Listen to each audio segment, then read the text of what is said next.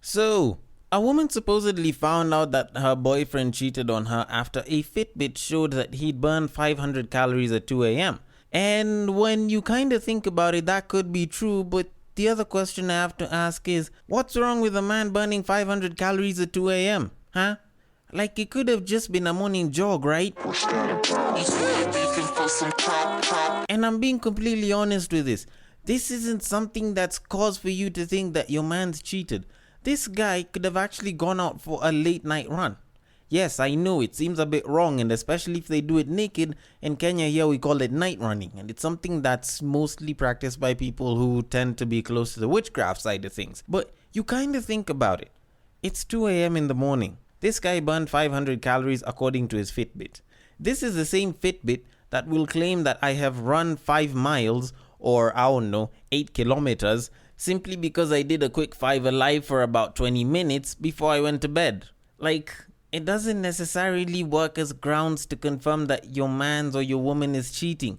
But in the likely event that he actually is, then you kind of have to wonder the kind of person that they're cheating on you with, because a man burns on average about 101 calories for a 24-minute session of sex. Now, obviously, not all guys last 24 minutes, and in the previous podcast, I mentioned that guys would ideally need about 7 minutes to orgasm as opposed to women's 20. But at the same time, it's not like we all last 7 minutes. Some of us, last a little over a minute, and then there's those ones that'll do way, way more. Those ones that'll go into hours. And I'm kind of thinking about it like this. If your mans will burn 101 calories on 24 minutes, let's even call it 100. If this guy manages to burn 500 calories, you have to ask yourself how many rounds this nigga went. Like, this guy went for like 5 straight rounds, in theory. And you're actually complaining that this man cheated on you. Like, that should be the least of your complaints. Because if this guy went a straight 5 rounds, then you should probably be questioning his stamina, because, well, for guys to go that many rounds, it's a little closer to impossible for most of us. And also, how good is the person that they're banging that they're like, you know what, I have to go in again and again and again all the way till this guy clocks 5 rounds. Because damn, that's a whole lot of rounds. I don't even think I've done that many rounds in just eating food. Like, damn. This person on their own, I think, has single-handedly beat everyone else in terms of having sex, because 5 rounds is not for the faint of heart. Now, to the woman that supposedly claimed to have busted him, I would like to request that you please out him with all of his names, his ID number, and every single one of those things, so that we as a people can know who exactly he is, and I can invite him as a guest on the podcast, because, damn, this man clearly needs to show us how to last longer in bed. And even though it's not about lasting longer, it's about just lasting long for the entire session. And also, if you are the woman that supposedly made this man do 5 rounds, also hit me up. I also want to know how it is that you can make a man go back again and again and again like that. But anyways, we have a podcast to begin. And while we don't have as many rounds, we definitely do have tweets. So we might as well get into it. So, in typical fashion, welcome to Break Time on Westside, your number 1 breakdown podcast, coming to you from Nairobi, Kenya. The man on the mic is a man who cannot last 5 rounds in a single session. I even have to admit that, because, that is mad. He is a man who loves his women the same exact way he loves his yogurt. It is none other than your tall, dark, and mildly handsome man, Sir Denver B. The show is Tweetstreet, the show where we take a deep dive into Twitter, pull up a couple of tweets, and break them down a little bit. Now, as usual, if you don't know the drill, then I'm here to tell you. But if you do know the drill, then of course, sing it along with me, because at this rate, it kind of feels like a song. Kinda does. And it's because it's a very simple drill. It's even simpler than Baby Shark, because it just goes like this. You see that tweet, you like that tweet, you want us to discuss that tweet, you send that tweet. You send it to the DMs of @BagakaTheD, which happens to be my personal Twitter handle, where I can get those tweets and break them down as is. If you're on Facebook or IG and you happen to see a tweet that just so happened to have been screenshotted and brought there, then feel free to send it to the DMs of @BreakTimeOnWestside on Facebook and or on Instagram, so that I can take it and break it down accordingly. Now, before I get into our tweets for today, we need to talk about Derrick Jaxn for a little bit. Now, for those of y'all that don't know who or what Derrick Jaxn is, don't worry. It's not like he discovered sliced bread or the bicycle, so there's nothing that special about him. It's just that he's a relationship guru that's very well known for talking quite a bit and sometimes actually contradicting himself. Now, apparently last week and going into the weekend, a couple of women decided to come out and claim that he had cheated on his wife with them. And well, he kind of got a bit of a backlash online. And people kind of started calling him out because first it was one woman, then a bunch of other women obviously popped up. Now, usually people would discredit this, but when there's a lot of people coming out to say it, then there could be an element of truth there because smoke, fire, you can kind of piece this one together. So he ended up addressing the whole issue a couple of days ago on his YouTube channel and also on IG, where he came out and admitted that he was wrong. Now, while he did admit that he did cheat on his wife and he did philander quite a bit, he kind of admitted that he was working on his way to becoming a better man, blah blah blah. The typical PR that a lot of black men like to say and then throw God's name in there, blah blah.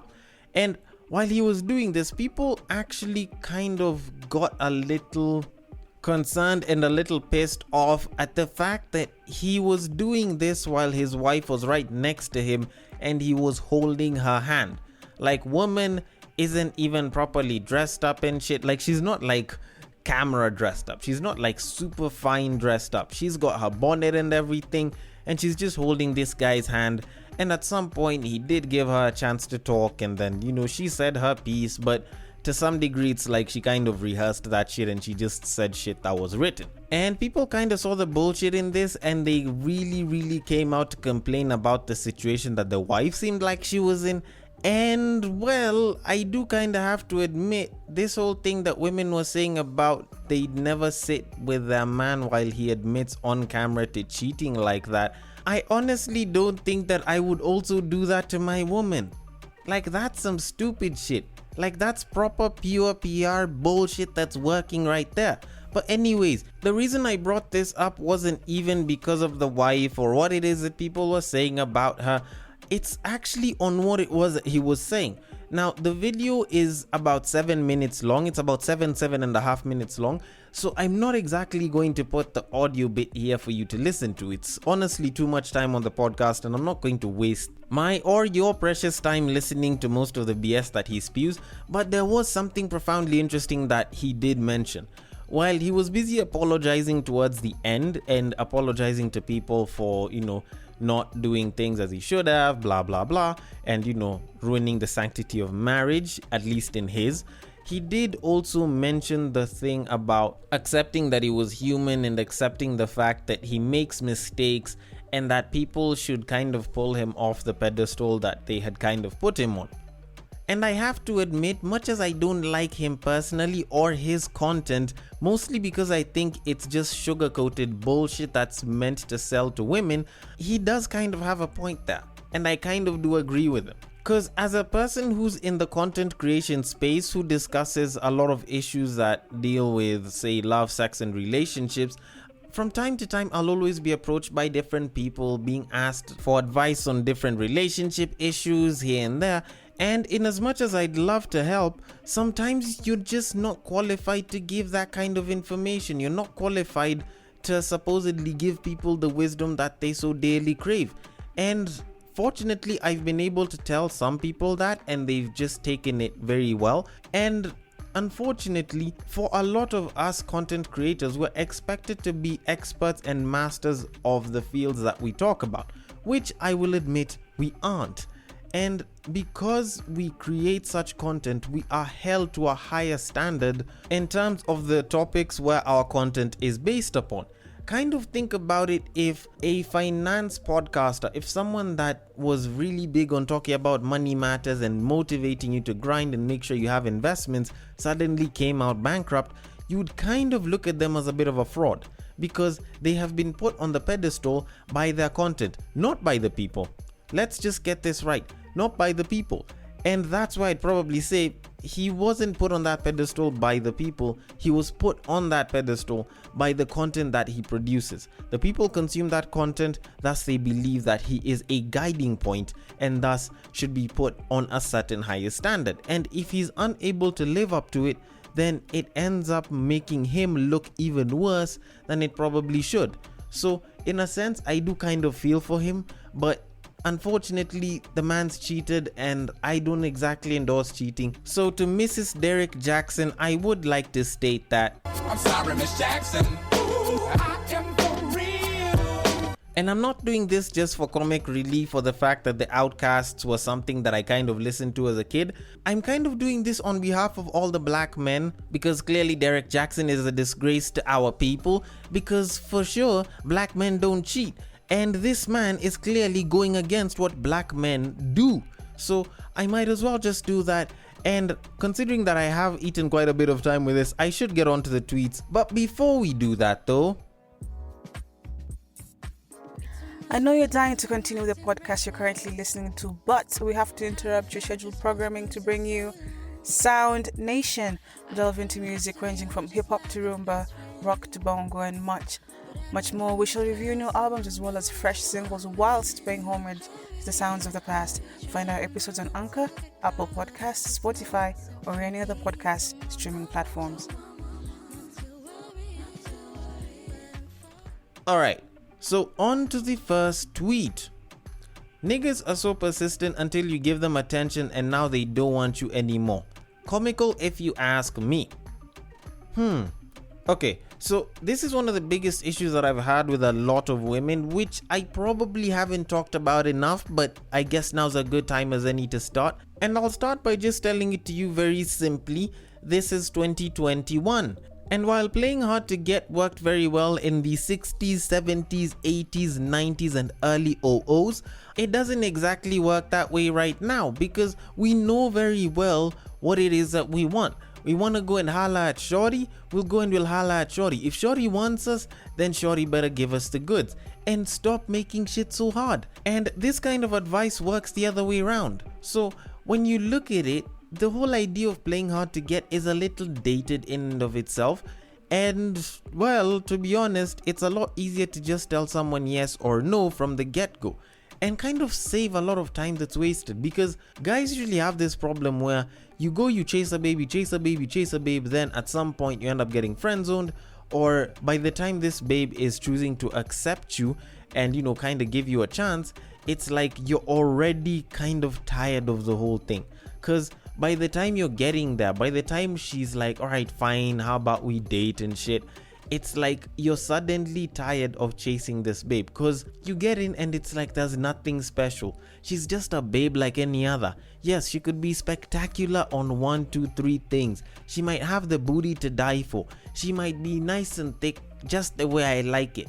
But no matter how hard I chase, a babe is still a babe. And just like that, you kind of lose interest. And this is something that happens from time to time. The other flip side of this is, at times a guy will go and he'll chase a babe for such a long time, and he eventually just gets to a point he's like, honestly, why the hell am I still chasing this babe? If she wanted me, then it would have happened. And just like that, they back off, they go and start chasing somebody else. Even though they don't chase somebody else, they go and start chasing something else because, you know, the bread is always important. And just like that, it's like the guy suddenly lost interest. And you might have had interest in this guy, and now it's suddenly your turn to start doing the chasing, and the guy probably isn't even that interested. He ends up taking you for granted, shit doesn't go well, and to be completely honest, it's all your fault simply because you played hard to get. And yes, I can get why you probably still do it. I can understand why your parents told you to play hard to get. You know, your older siblings say probably told you, oh, you know, you have to play hard to get. A woman of value isn't gotten so easily unless she's probably intending on becoming a hoe, blah blah, or some shit like, oh, it takes a Rolls Royce 6 months to be built and a Toyota takes about 13 hours, and you know, one is more valuable than the other. And by all means, that shit probably worked well in their time, but in this time right now, it's not about how long I take to get you, because either way, if you get a hoe in 6 hours or in 6 months, the hoe's still gonna be a hoe. If you get an amazing unicorn of a woman in 6 minutes or in 6 years, that babe is still gonna be an amazing babe. So what's the wasting of the time for? How about we just get into the thing and then we find out whether it is that we're compatible for each other or not, and let time tell as we're in it instead of outside of it. Like, that shit's a little bit easier, right? So ladies, this whole thing about playing hard to get, you don't need to do that. It doesn't prove anything right now. Trust me, it doesn't. It'll only irritate guys who already know that they have options, because there's always fish in the sea, and you'll be the one left doing the chasing. And trust me, us guys have learned the hard way that if you're the one doing the chasing and the other person isn't interested in you, you will be taken for granted and treated like shit. Just figured I should tell you that. Anyways, we should probably move it on, so on to the next tweet. 1 tattoo equals 1 STD. 2 tattoos equals 2 STDs. 3 tattoos equals 3 STDs. Stickers are on matatus and public transport, not on quality cars. It's your choice. Pick wisely. Interesting. I find this to be particularly interesting because this is about as stereotypical and as judgmental as old school people usually are. And for the sake of a lot of us millennials and new school people, I might as well just come in and state that this is absolute bullshit. Because I think we've come far enough as a civilization and as a people that we can actually admit that tattoos aren't necessarily like a mark or a brand, but for most people it's actually a form of expression in some way. So it doesn't necessarily state that this person is a hoe or they're a rebel or they have something wrong with them. It can just be because they feel like expressing themselves in a certain way through body ink. And anyways, now that he mentioned cars, I might as well come out to state that insurance stickers are technically stickers as well, and they're on the most expensive cars to the cheapest cars as well. And on top of that, if you look at cars and body wrapping, a body wrap is like a giant sticker. So does that mean that if I body wrap my Rolls Royce or my Range Rover or my S-Class, that it's suddenly of lesser value? I beg to differ. Actually, funny enough, if you use that to preserve the paint, you can actually preserve quite a bit of its value. So technically this guy is talking quite a lot of bullshit. And also, I can state for a fact that I've met great people at clubs and I've seen so many hoes in church. So even though I could hypothetically try and determine how many STDs somebody has, tattoos is the last place I'd probably use as a starting point. So that being said, this person is talking absolute shit, so we should probably move it on. So on to the final tweet. Your girlfriend is now being turned inside out by some nigga with weed and tap water as you look for money to surprise her with flowers on Thursday at her workplace. Stay strong, kings. Alright, I think it's about time we have this conversation as guys, because I think I'm a little tired of seeing such tweets. And trust me, I have overlooked so many of the tweets that usually talk about this for a long time ever since I started Tweetstreet, simply because I felt as though the whole cheating story felt a little bit bland, and honestly it's just guys talking shit about people having girlfriends and actually trying to do the most for them. And yes, maybe this is a situation that happens to some people, and yes, maybe the person that wrote this tweet did go through such a situation, but we can't keep talking shit like this. Because honestly, fellas, I'm talking to you right now. This whole thing of talking shit about guys that do the most for their shorty needs to stop. Yes, maybe there's babes that will cheat on their guys who do the most for them with guys who will do absolutely nothing. And yes, it happens quite a bit. Trust me, I know. And yes, maybe you know somebody that's going through it and somebody that's gone through it, and in a way it kind of makes you lose a lot of faith in a lot of these babes.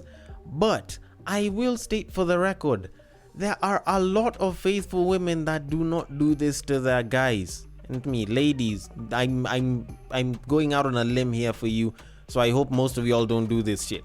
There's a lot of women that actually are faithful to their guys. They leave, they go to work, they do their shit, they come back, and they come back to the man, and they do not go and hit anything besides their man. Believe me, they exist. There are a lot of babes that are very, very good and are very, very faithful to their partners. And the best part about it is their partner appreciates them so much that they feel that gifting them or giving them some special kind of treatment is something that they feel their partner deserves, and they will do that for their lady day in, day out on every single occasion that they can, and they are proud and happy about it. Now, you taking a dump on all of that, you talking shit about the person that actually tries to treat their partner well, is in some sense incel behavior in a sense, and it does kind of speak towards the more negative side of the world. And yes, I get it. Negative information travels faster around the internet than positive information, but we cannot keep talking shit about women in hopes that the guys that do the most for their babes actually stop doing the most for them. I think there's enough space for those of y'all that don't want to do the most, as well as the guys who do the most for their ladies, to kind of coexist and not have to rub each other's shoulders. So if you won't do the most for your babe, or can't do the most for your babe either because you lack the means, the willingness, or the babe to actually do it to, I'd honestly just urge you to, shut up, let the people that do what it is that they do what it is that they usually like to do, and hopefully hope that the next babe that you have, or the current babe that you have, is going to be very satisfied and personally quite happy by what it is that you give her or don't give her. Because to some degree, I usually sense a little bit of negative, jealous type energy that usually comes with such tweets, which is why I usually like to avoid them.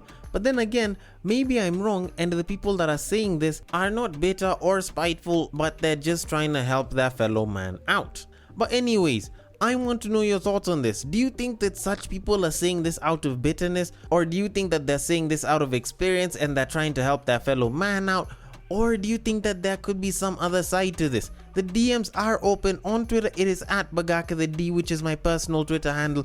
On Facebook and Instagram, it is at BreakTime on Westside. Thank you so much for listening all the way till the end. And if you are listening via Castbox, feel free to drop your thoughts and comments there, and I will attend to them accordingly. And I will catch you guys on the next break. Take care.